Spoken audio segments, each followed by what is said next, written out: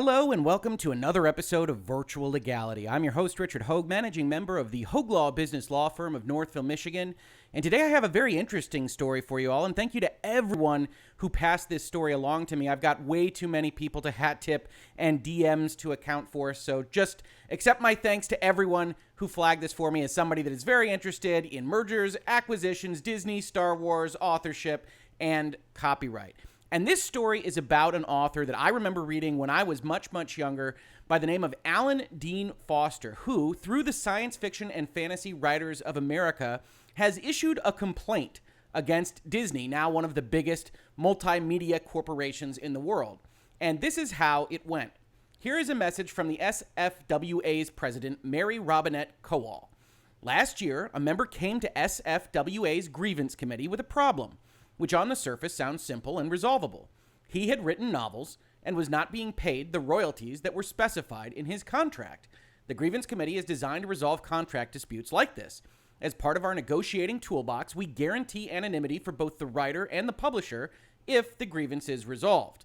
When talks break down, the president is asked to step in. We do this for any member. In this case, the member is Alan Dean Foster and the publisher is Disney. So this is a very high-level grievance between a very famous author and obviously a very famous company. Now, before we get into the weeds here, we are definitely going to take a look at Mr. Foster's commentary. I do want to give the disclaimer. I am not regularly in the business of negotiating publishing contracts for authors or otherwise working in the written world. I am primarily a corporate attorney that works in software and technology, and you will usually see those topics covered more robustly in Virtual Legality. But the basics of contracts are the same across all industries.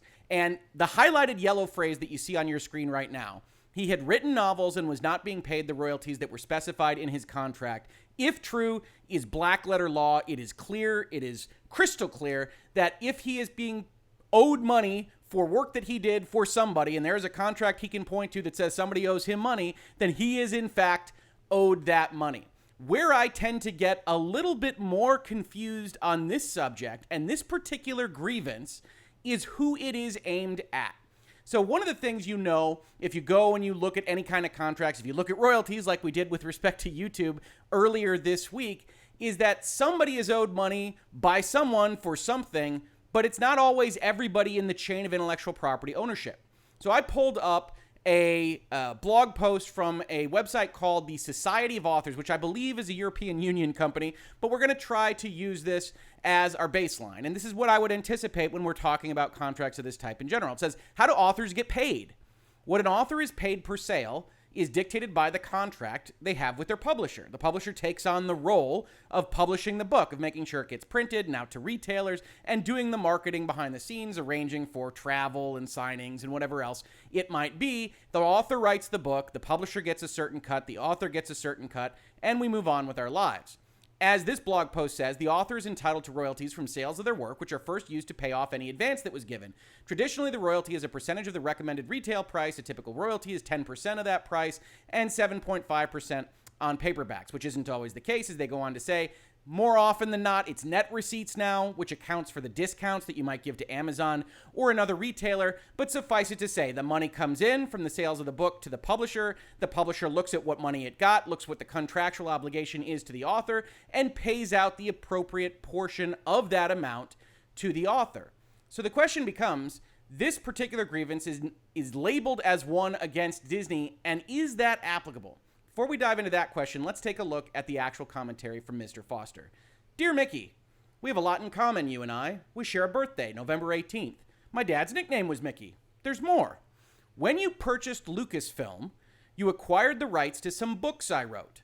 Star Wars, the novelization of the very first film. Splinter of the Mind's Eye, the first sequel novel. You owe me royalties on these books.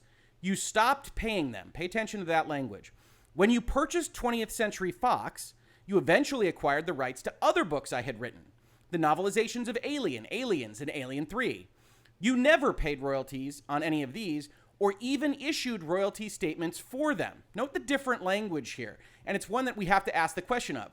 Not only do I have to disclose that I'm not regularly in the business of negotiating publishing contracts for authors, but also that from here, from Virtual Legality, at the kind of 30,000-foot view, based only on what we can find online and through other research materials, we have to assume certain things. So language differences are important. We look at this last sentence from the second paragraph of this comment, and it suggests that Disney was at one point paying him royalties, which would also suggest that Disney had the obligation to pay him royalties, which is an interesting question because that is one of the things that we want to ask about publishers and Disney's relationship to those publishers. You owe me, and you stopped paying them. Not that you never paid them. And that would be something, if Mr. Foster was on this very podcast, I would ask him, did they pay for a while and stop? That is part of the inquiry.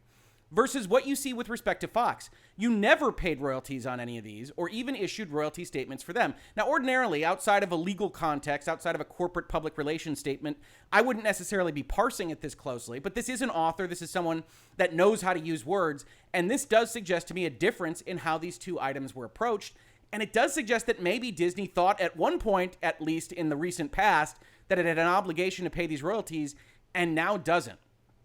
All these books are still very much in print. They still earn money for you. When one company buys another, they acquire its liabilities as well as its assets, which is an incomplete thought, but we will get to that. You are certainly reaping the benefits of the assets, and I'd very much like my minuscule, though it's not small to me, share. You want me to sign an NDA before even talking. I've signed a lot of NDAs in my 50-year career.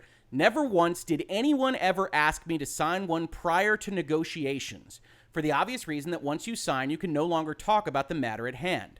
Every one of my representatives in this matter, with many, many decades of experience in such business, echo my bewilderment. Now, if we could take a pause right there, I will issue my 2 cents on this. I have very often issued and responded to NDA requests in the nature of, we are thinking of two businesses that are going to work together. We want to evaluate whether or not we would have synergies, whether we'd be a good fit, whether we might want to acquire you, and there will be NDAs before any negotiations take place. Now, Disney is a large, multinational, multi-conglomerate entity with many, many moving parts. And so it wouldn't surprise me if Disney Legal in general versus their publishing arm or their publishing arm's legal department just has as a baseline rule, if we are going to discuss negotiations, particularly in the shadow of litigation, we are going to have an NDA cover those discussions. And if you don't want to sign one, we are not going to have the conversation with you. So when he says my representatives are bewildered about all of this, I don't doubt it. I don't doubt that it is unusual and an unusual circumstance for an author and a publisher talking about these things. But I also don't doubt that it is Disney's standard operating procedure, because in many, many businesses, in many industries, many of which are in my book of business and are my clients, you absolutely have an NDA that we would basically frame as, we are going to talk to each other. We're going to say things about each other and about our own company that we don't want getting out there to the public. And we're not going to know whether we've got a meeting of the minds or otherwise an accord until we have that conversation. So we're going to sign a very light NDA at the front end. That's not unusual. So that's my 2 cents on that, but it wouldn't surprise me if that's not, in fact, the ordinary course of dealing with respect to authorship and publishing. You continue to ignore requests from my agents. You continue to ignore queries from SFWA, the Science Fiction and Fantasy Writers of America. You continue to ignore my legal representatives. I know this is what gargantuan corporations often do. Ignore requests and inquiries hoping the petitioner will simply go away or possibly die. But I'm still here, and I am still entitled to what you owe me, including not to be ignored just because I am one lone writer. How many other writers and artists out there are you similarly ignoring? My wife has serious medical issues, and in 2016, I was diagnosed with an advanced form of cancer. We could use the money, not charity, just what I'm owed. I've always loved Disney, the films, the parks, growing up with the Disneyland TV show. I don't think Uncle Walt would approve of how you are currently treating me. Maybe someone in the right position just hasn't received the word, though. After all these months of ignored requests and queries, that's hard to countenance. Or as a guy named Bob Iger said, the way you do anything is the way you do everything, and I'm not feeling it. Now, look, again, corporate lawyer here. We've got a lot of appeals to emotion at the end. I don't doubt any of it or the veracity of it. It doesn't necessarily matter with respect to contract rights, but of course, if you're Disney, you don't want this public relations nightmare out there, and we'll be talking about that as part of this video as well. As Ms. Kowal says as part of the union here, in my decade with the organization, the fact that we are forced to present this publicly is unprecedented. So too are the problems.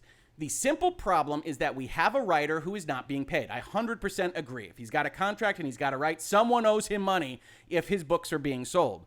The larger problem has the potential to affect every writer. Disney's argument is that they have purchased the rights but not the obligations of the contract. Now, that's an important argument, and it is a significant claim.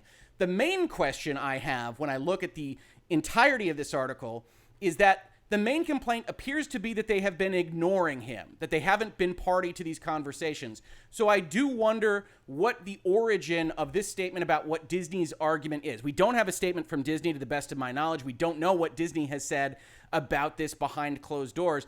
If they have made this claim, very likely they are wrong from a legal perspective, as we will look at from the whole context of this video. But it would surprise me even if Disney was going out with such a bold claim with respect to American contract law. This blog post continues. In other words, they believe they have the right to publish work, but are not obligated to pay the writer no matter what the contract says. If we let this stand, it could set precedent to fundamentally alter the way copyright and contracts operate in the United States. All a publisher would have to do to break a contract would be to sell it to a sibling company. And in fact, a sibling company that wouldn't even have to be operational. If you could say, hey, I've got a contractual obligation at my company, and then I'm going to drop down a new company that's going to have maybe the identical ownership of this company, and we're just going to transfer it over and say, hey, this new company bought the rights to publish the book, but not the obligations to pay the royalties, well, then we're safe and in the clear. Now, that isn't as clean when you've got two existing operational entities and not one that is kind of defunct in Lucasfilm after it has been bought by Disney.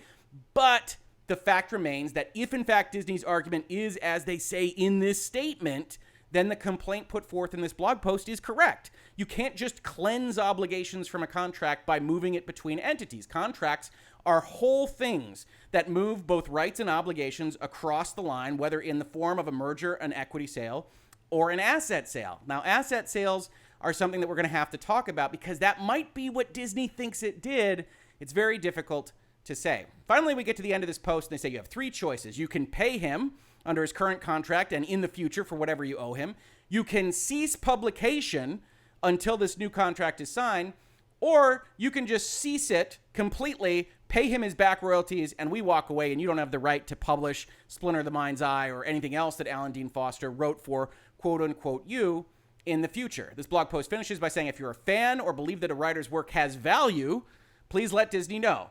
That's a bit of a straw man. Of course, I believe a writer's work has value. It doesn't necessarily mean that Disney is the one that should be on the hook for it. Now, why do I keep saying that, right? I agree entirely with the yellow statement here that he had written novels and was not being paid the royalties that were specified in his contract. If that is in fact the case, somebody owes him money. But is it Disney? Right? We go and we look at the history of this on Wikipedia. We see Splinter the Mind's Eye, which I'm just going to use as the exemplar. He mentioned a number of books there, some of which are under different publishers than this, none of which are under Disney Publishing, as I understand it right now. Originally published in 1978 by Del Rey, a division of Ballantine Books. And if you go and you look at Del Rey, you see that Del Rey is actually a part of the Random House portfolio, which itself is part of a company called Penguin Random House. So it's 3 levels deep. And then another level in what they call an imprint, right? That Lucas books, or whatever you want to frame it as, from Lucas and whatever Disney is calling their Star Wars books line at this point, is an imprint. It's another name that they give to identify that these Del Rey books are about Star Wars or about Lucas properties rather than something else. But you do see that Splinter in the Mind's Eye, which they label here as published in March 1986, is in fact still available on Amazon. You'd have to pay $8 for it, but that it's published by Del Rey. So it doesn't appear to be published by Disney, and it wouldn't have appeared to have been published by Lucasfilm in the first instance. So what's happening here? Well, I found an article from a website called TG Daily that was put out when the acquisition happened between Disney and Lucasfilm that was talking about what's the future of comics. And they had this to say. Some decisions seem pretty easy. Lucas books, for example, will likely stay intact as is. The Lucas Books imprint, which publishes all the Star Wars novels, is not owned by Lucasfilm, and thus did not go over to Disney with the acquisition. Disney will likely leave this arrangement alone because it does not usually print novels in-house, though they do have a division for printing small children's books. Random House currently prints almost all novels associated with Disney properties, and on the surface, there doesn't seem to be any good reason to move Star Wars and Indiana Jones books over from Del Rey to Random House, especially since it's all one big group of companies, right? So what we are looking at, let's just say before the acquisition that Disney had to purchase Lucasfilm, is that Lucasfilm didn't publish these books, that the publisher of the books was a company called Del Rey, itself a subsidiary of other publishing companies. And in all likelihood, the primary contract as between Alan Dean Foster and the company that owes him money is between him and Del Rey, or maybe Ballantine. Now, there would have been an arrangement between Del Rey or Ballantine or whomever, and maybe even Alan Dean Foster himself, and Disney, right? We understand that. I've pulled up an interview from the StarWars.com page that talks about how Disney has been operating these quote-unquote collaborations. And the question given is, even when you go into other genres, I imagine you have to keep tone in mind. How do you work with the licensees to stay on track?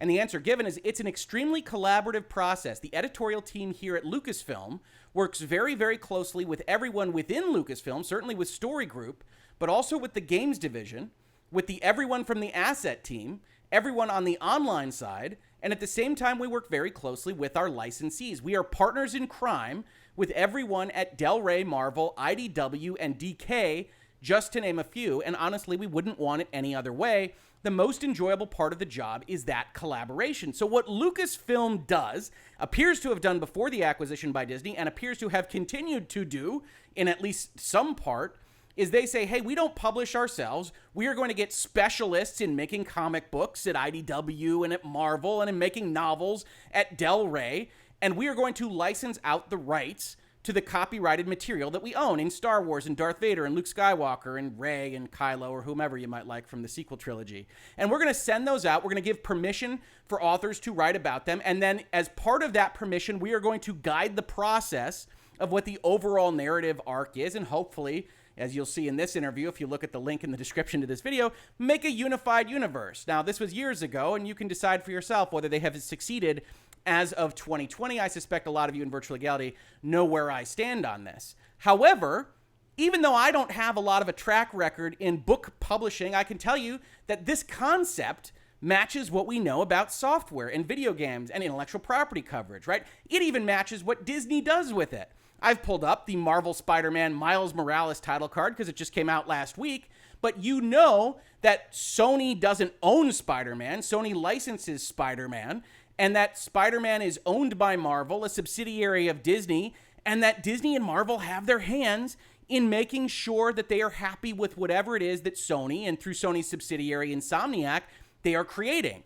And then when Sony sells a copy of Spider-Man Miles Morales, they make some money for making the game, and then they kick back money over to the licensor, the people that made Spider-Man and Miles Morales and everything else, and that's how that contract chain works. So even in video games, we see that a licensee and a licensor and a publisher aren't the same, right? It would be like, let's say that the voice actor for Miles Morales were owed royalties on his performance. I don't think that is necessarily the case, but let's pretend that it is. He were owed royalties on his performance, and then when he didn't get them, he didn't argue about it to Insomniac or to Sony. He went straight to Marvel and said, Marvel owes me that money. Now, why does that happen? That happens because Disney is big and large, right? And I don't mean to say that Alan Dean Foster doesn't have a contract with Disney. I don't know that. And if Alan Dean Foster wants to clear this up, more power to him. I will be following this story 100%. But what I can tell you is I don't see from the outside a contractual relationship with Disney directly. What I see is a giant corporation with deep pockets that has a relationship with a publisher that maybe somebody doesn't want to offend, and now they go after Disney because Disney is going to be susceptible to bad public relations on this stuff. And they think that they could potentially go and bare minimum get Disney to go tell Del Rey to put forth the royalties, or to go tell Titan or whomever else has the publishing rights to these other books that Mr. Foster mentions in respect of Alien and Aliens 3 to get him his money. And very correctly, if he has these contract rights and the books are being sold on Amazon, he is owed something by somebody. I do not mean to disparage or discount that. That is 100% correct. If he isn't getting paid, he needs to argue about it to someone. And yeah, Disney is a nice target to go and argue about it too. Now, we also have to talk about the acquisition of Lucasfilm by Disney. This is a very tricky thing to actually go and find. I wound up looking at this for some time to try to figure out what happened here. And in all honesty, I don't have a great feel for what they did here except for the word merger. So in October of 2012, this was the announcement from the Walt Disney Company. The Walt Disney Company has agreed to acquire Lucasfilm-related. It's a slightly different name than what we will see in the next announcement. That's a corporation in California. In a stock and cash transaction, Lucasfilm is 100% owned by George Lucas. More power to him, right? The transaction value is $4.05 billion, with Disney paying approximately half of the consideration in cash and issuing approximately 40 million shares at closing. Then, lo and behold, around December 2012, a couple months later, they say today Disney has completed its acquisition, and under the terms of a merger agreement, the transaction has a total value of approximately $4.06 billion. Lucasfilm's assets include its massively popular Star Wars franchise, operating businesses in live-action film production, consumer products, animation, visual effects, and audio post-production, as well as a substantial portfolio of cutting-edge entertainment technologies. It operates under the names Lucasfilm Limited LLC, LucasArts, Industrial Light and Magic, and Skywalker Sound, right? Paying attention to the names? It's no longer Lucasfilm Limited, it's Lucasfilm Limited LLC by the time they purchase it. Why did that happen that way? Almost certainly for tax reasons and for financial driving reasons, but not ones that we can necessarily see from the 30,000-foot view that we have. You also see it referenced in their actual formal SEC file documents under the terms of a merger agreement. And then if you go into the California business entity documents, you can start to see everything that went into this. As of December of 2012, December 17th to be precise, there's Lucasfilm, there's GDEE as a new company, a California corporation that's a direct subsidiary of Lucasfilm, and then there's GDEE Merger Sub, which is a direct subsidiary of GDEE, and we can go and we can do this forever. But I don't want to bore you to tears with these documents. I will link these to the extent that they are interesting to you, but you see Lucasfilm Limited converts into an LLC on the 18th, the day after this all happens, and there's some mergers with this family of entities, and then you see Valor Acquisition Sub, and Valor, I believe it's Merger Sub, come into play, where Walt Disney Company has those two subsidiaries. They merge around the family of the Lucas entities and ultimately wind up describing the merger as parent will acquire the company, Walt Disney will acquire the company through a merger of Merger Sub with and into NewCo, with NewCo, this entity, GDEE Inc., surviving.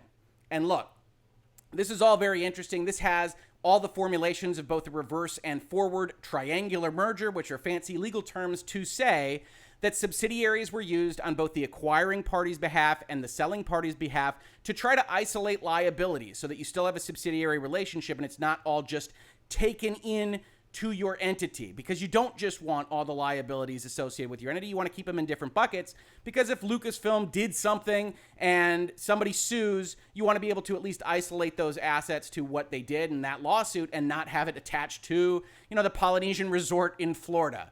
So it always makes sense to make sure that when you're acquiring, you keep things a little separate, or at bare minimum, you itemize everything that you are purchasing. But in a merger, you basically take everything. Right? And I've just pulled up the California Corporations Code so that we can take a look at it so that you can see it. There's a lot of entities flying around, and we can't be sure exactly what was moving around between those entities, but what we can be sure of is what the baseline rule for a merger is. In California, upon merger pursuant to this chapter, the separate existence of the disappearing corporation ceases, and the surviving corporation shall succeed without other transfer to all the rights and property of each of the disappearing corporations, and shall be subject to all the debts and liabilities of each in the same manner as if the surviving corporation had itself incurred them. And there's similar language with respect to limited liability companies, in case you think that makes a difference. It doesn't for this purpose. When you merge entities, the surviving entity takes on all the aspects, assets and liabilities of the non-surviving entities as if it had incurred them itself. And there's different language for this in California and Delaware and all these good things. But the point is, when there is a merger, you take on all those aspects of the two merged entities. But you've got all these family of entities. And yes, you're probably moving things around for tax purposes, but because you don't need to file the movement of the assets, the actual transfer of things around these family of entities, those aren't things that need to be filed in California or Delaware or anywhere else. We can't 100% see what was being done here. So it is possible that back in 2012, Disney thought it was playing tricks and was trying to get out of certain contractual obligations and keep other ones, and only now is facing the wrath of a science fiction author because it hasn't paid royalties on what came out of this entire transaction. I don't know that for sure, but it's a possibility. It's probably a bad possibility because it's not the usual course of business. Right, I've pulled up a Cooley-Go website. Cooley-Go being somebody that helps entrepreneurs and startups and has a lot of good assets there that entrepreneurs can check out before they hire Hoeg Law to help them do their mergers or their other formation. And they qualify the various ways in which you can purchase assets or purchase companies more specifically, right? And that's what we have to talk about because we have to understand what Disney is even trying to get at here. So in the normal course of business, as we just saw, a merger consolidates two companies that are distinct legal entities into a single legal entity that holds the combined assets and liabilities of the original companies. And if you don't want those liabilities, there are ways to get around it. There's also stock sale, in which the buyer doesn't merge entities. It just goes to George Lucas and says, hey, you own 100% of the stock of Lucasfilm, sell us 100% of the stock, and then Lucasfilm just becomes owned by Walt Disney, which doesn't have the same effect as a merger, doesn't potentially have the same tax benefits, and obviously is not the direction that they wanted to go. There is, however, also the asset sale. So if you think of a company as a legal fiction and that George Lucas owns 100% of the equity, this ephemeral kind of concept of what ownership of the company is, yes, he can sell that stock, but he can also order the company to sell all the desk chairs and the computers and the emails and the intellectual property and everything else, the assets of the entity instead of the stock. Whereupon after the company sells all those assets and it has $4 billion, it would distribute it up to George, and Lucasfilm would essentially be a shell entity, would probably have also sold its name to Disney as part of that. Now, there is no reason to believe that that is what happened here. Every indication is that this was a merger arrangement, that Walt Disney Company dropped down a subsidiary, they merged with and into the Lucasfilm entity, they took over Lucasfilm, and that is what the result was, and they took on all the liabilities of the entity. But if they hadn't, just for purposes of the argument, an asset sale allows you to separate out the liabilities. The buyer may assume none, some, or all of the liabilities of your company. Now, even if that were the case, Disney's apparent argument here, when we get to the end of this blog post and they say they have purchased the rights but not the obligations of the contract, still doesn't work. I've pulled up now one of my favorite asset purchase agreement samples. You can find this on Edgar. We will, of course, link it in the description to this video. But it itemizes how an asset purchase usually looks. It says seller shall sell to buyer and buyer shall purchase from seller all assets free and clear of encumbrances, including this list of stuff.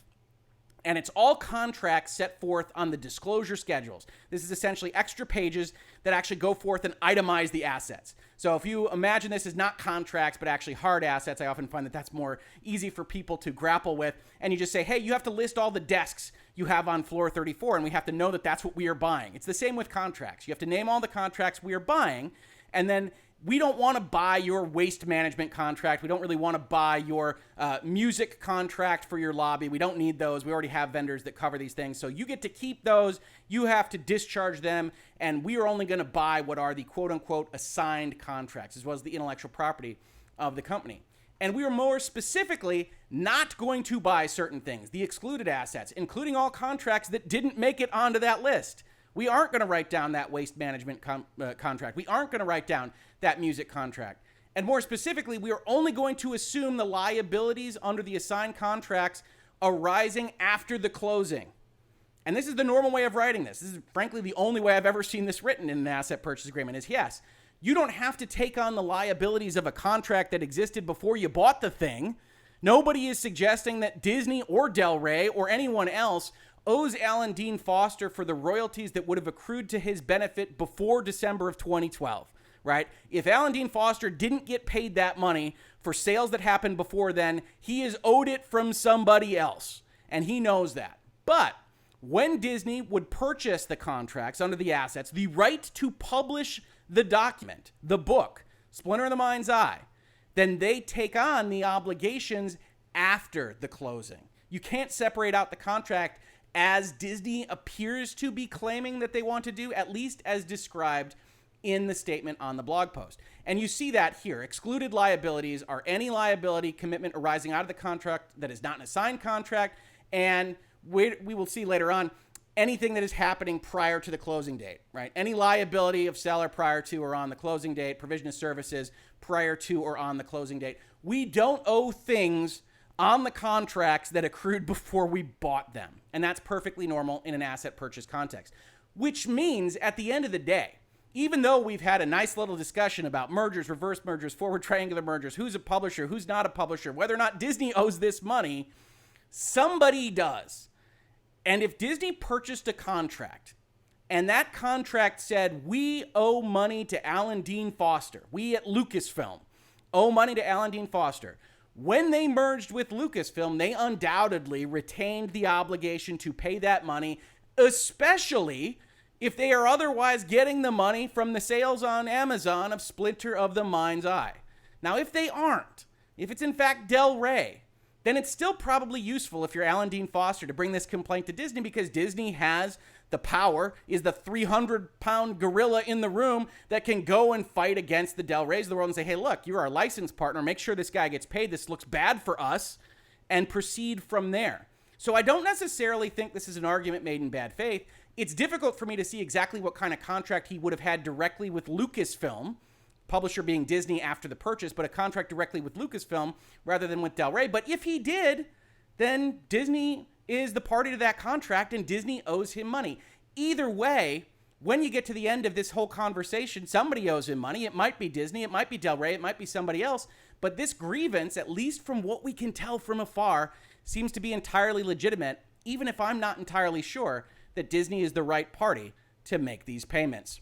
Thank you again to everybody who flagged this issue for me to talk about. I love talking about these things, and Alan Dean Foster really is an author that I read extensively in my youth, so I'm very sorry to see all of the stuff in that blog post about his cancer and his medical treatments and not getting paid for the work that he has done. So I hope he does, in fact, get paid under whatever contract rights that he has. If you liked hearing about this, if you liked this talk about business and law and pop culture and now books and music and movies and video games and television, please like, subscribe, ring bells, share it with everybody you think might be interested in it.